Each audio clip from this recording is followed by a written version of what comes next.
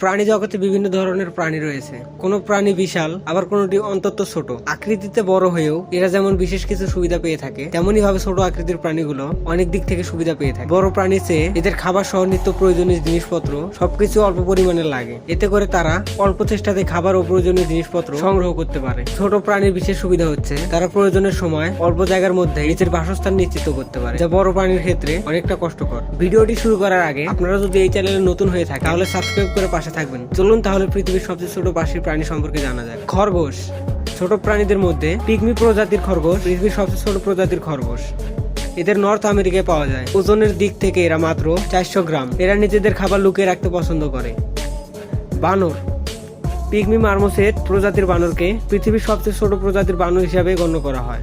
Brazil, Peru, Colombia, Ecuador এবং বলিভিয়ার সংলগ্ন rain ফরেস্টে এদের দেখতে পাওয়া যায়। লেজ ব্যতীত এদের শরীর 14 থেকে 16 সেন্টিমিটার পর্যন্ত লম্বা হয়ে থাকে, আর এরা অত্যন্ত ক্ষুদ্র প্রকৃতির প্রাণী এবং জন্মের সময় এদের ওজন 15 গ্রাম হয়। লেমুর।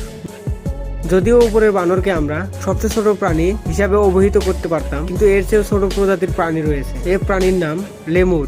এদের মাদাগাস্কার দ্বীপে দেখতে পাওয়া যায়। এরা লম্বায় 3.5 ইঞ্চি পর্যন্ত হয়ে থাকে এবং ওজনে 30 গ্রাম পর্যন্ত হয়।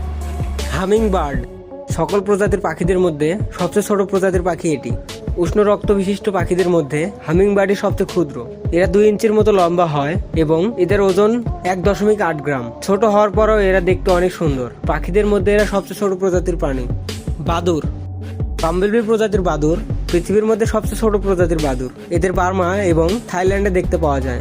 এরা এতই ছোট যে এরা মাত্র 1.5 ইঞ্চি এবং ওজনে 2 গ্রাম। অনেক নদীর আশেপাশে পাহাড়ি গাছপালায় এদের বসবাস। আজকের ভিডিওটি এ পর্যন্ত। ভিডিওটি কেমন লেগেছে একটু কষ্ট করে কমেন্ট বক্সে জানাবেন প্লিজ।